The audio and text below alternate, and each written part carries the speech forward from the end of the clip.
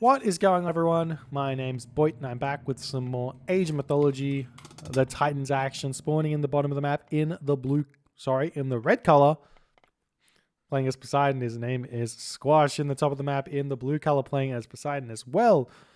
His name is Kimo. We've got a salty run back here as Squash took the first game. I believe they only played 2 games, so we'll see who takes this second game here. It's just I think it was just a Voobly ladder game, so nothing really on the line except for pixels. And by pixels, I mean precious rating points. My precious rating points mean so much. But we saw 2 very different strategies in that first game and one very different victor there. So we'll see if Kimo's going to adapt, go for something different here. This is a completely different map, very similar hunt, but a completely different map because of how these water things kind of quarter it off, and you have to kind of adapt every single watering hole map you get based on how weird the layout of the water is going to be. And now we can just take a look at this and we'll talk a little bit about, just why not, we'll just talk a little bit about how you decide which town center to get if you're going for a 2 town center here. So you look at this town center and you go, okay, how many resources? Thank you so much for the 10 months tax with the Prime. Thank you so much, man. You look at the town center and you go, how many resources are around this town center? You go 1, you go 2, you go 3. You have all 3 resources around this town center. You go, this is my wet dream. I'm going for this town center pretty much every single game, every single god, with very few exceptions. Now, you can say certain exceptions, like maybe an Uranus and Atlantis, maybe you don't want to go for a second town center. But for the most part, this is the one you're going to go for. It's absolutely beautiful. Now we check over here and we go, okay, town center here. We've also got a very similar situation here, except more food. The problem here is, though, this town center is very much in the middle of the map and very easily harassed early. So you only want to go this town center if this town center would be bad. But this is a perfect second option here as well. And we've also got this town center over here, which is kind of a little bit good and bad. It's got this nice hunt here, but it's in the front and it's not going to be great. The gold mine, very poorly placed here, so this one's never going to get grabbed. They've got some good elephant behind the town center and a very far gold mine over here. So this town center is not the best either. Now we check out this town center and we do have some nice zebra here. So this one is always going to be a go just because of how good this is. And the forests here are pretty good as well. But there's no gold over this side, but that's probably not going to be the biggest of issues, except for the fact that Squash has got an open gold mine at the front of his base. So he may be concerned about that. Maybe he's not going to want to go for the 2 town centers this game, and he's going to attempt to do something different here. Yeah, so that's the story. Now, I want to continue on the thought from last game, which was saving lure. So if you can save lure on these high hunt maps, let's say this town center was rubbish and these zebra were over, say, let's just say these zebra were just over here. And there's just all these zebra over here. You could cast lure here and then you could get this many zebra basically on this town center, and you'd be like, that's fine, we can still go to town center and feel fine. But instead, like I said, Squash is preferring to get the faster advance times here. His temple's already basically up. Same with Kimo, who's going for a pretty fast advance time. Theseus coming through. Kind of a late advance time from both players here, but they seemingly both going for a similar one. Squash getting his own Theseus out as well. Getting the early Theseus here, I don't know how important it is unless there's a relic that you really need. There is Blue Crystal Shard and there is the Oseberg Wagon. So they're both decent relics. Blue Crystal Shard is one of those relics that you really need to know the properties of it to know what you should do with it and why you should grab it. So there are certain tiers that of economic amazingness that this relic gets. So it gives you. So sometimes it gives you as much as a 20% boost to a resource. So for example, I believe if you get Bowsaw, I believe is Egyptian, this relic is going to give you like a 20% bonus on your gather right now. I don't know all of them off the top of my head because I don't care that much. I just grab it and have fun with it and see how it goes.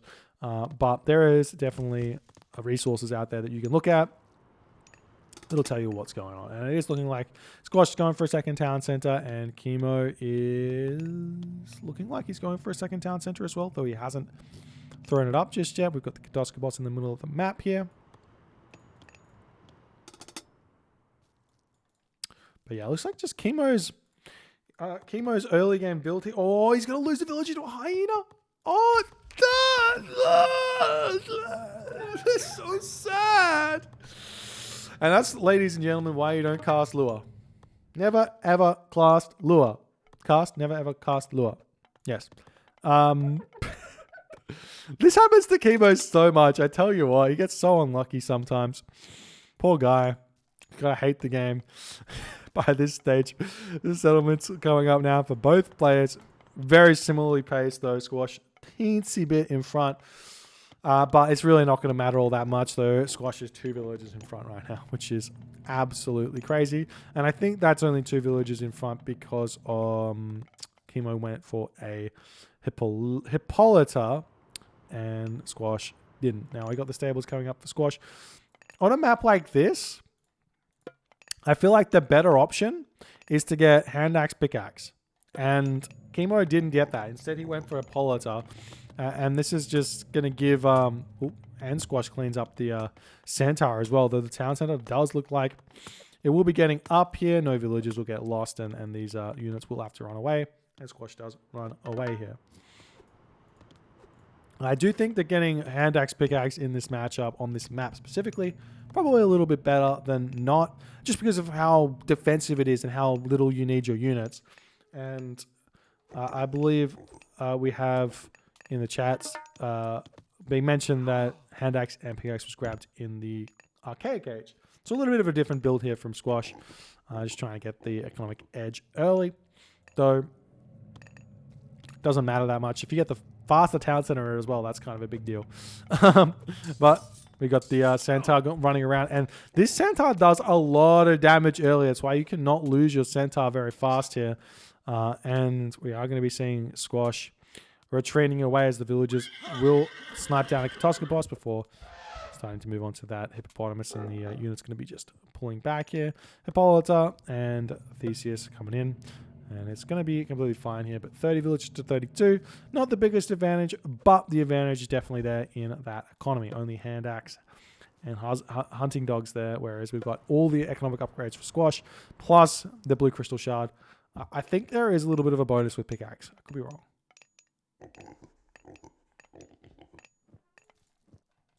And now the Hippocons coming in for Squash, going pure Hippocons this game, as opposed to with the... Toxotes here. He feels like he's got enough food to make this work.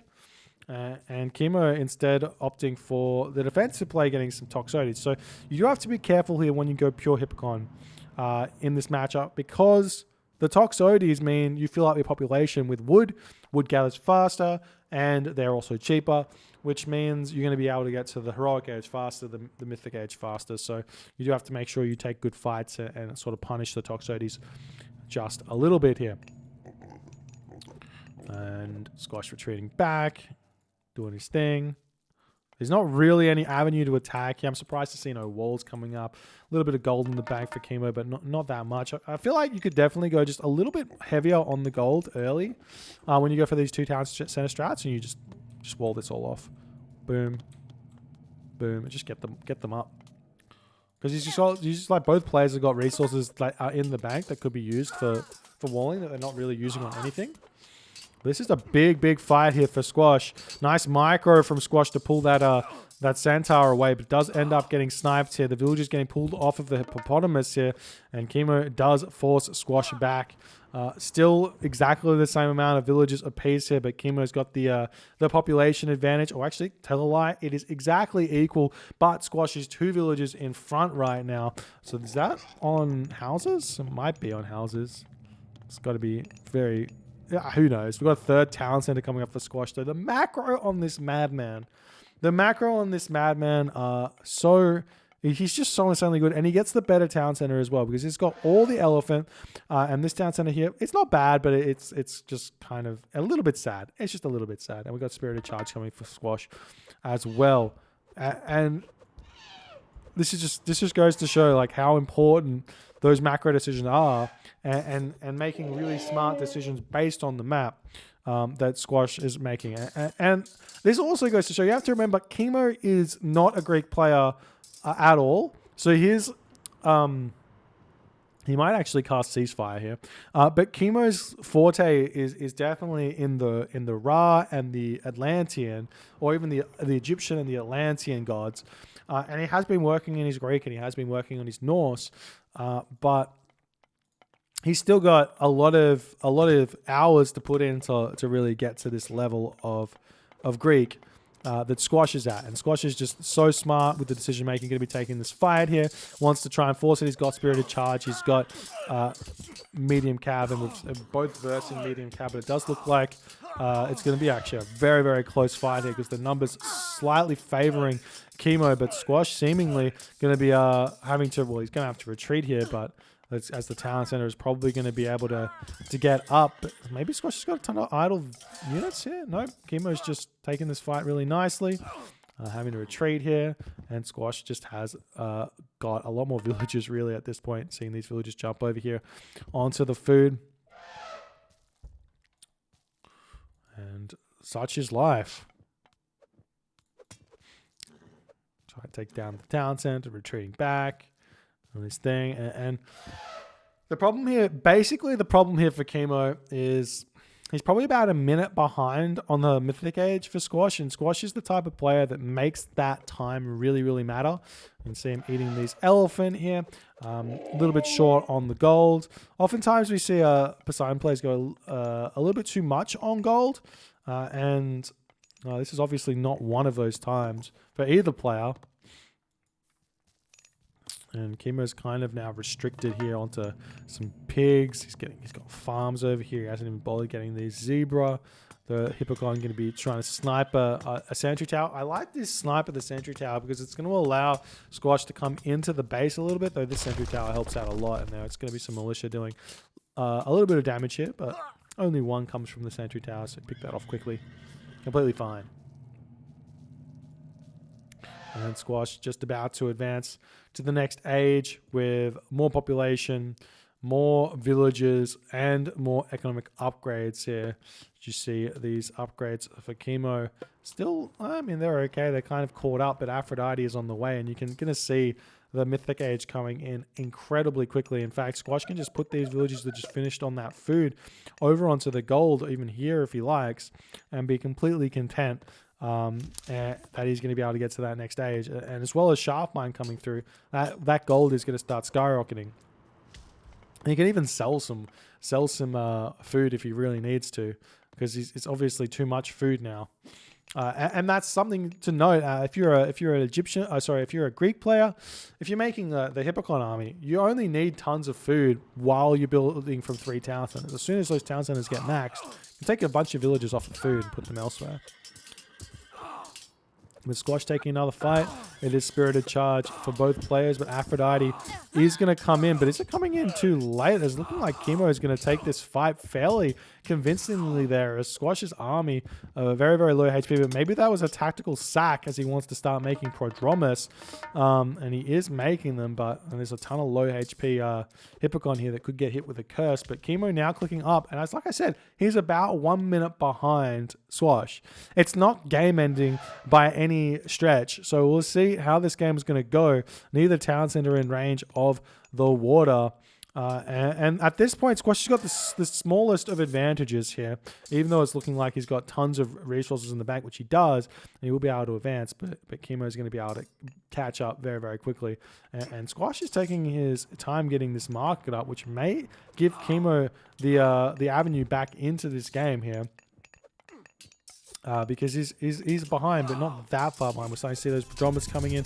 Kimo going to have to retreat a little bit. He's trying, and there's the ceasefire, and that's the reason there why 1 minute isn't that big of a deal, because you can just cast ceasefire and you kind of catch up, and we're going to see that market coming down straight away for Kimo right in this corner here. Obviously, this corner is the one you want to go to, but he's going to throw it down here first.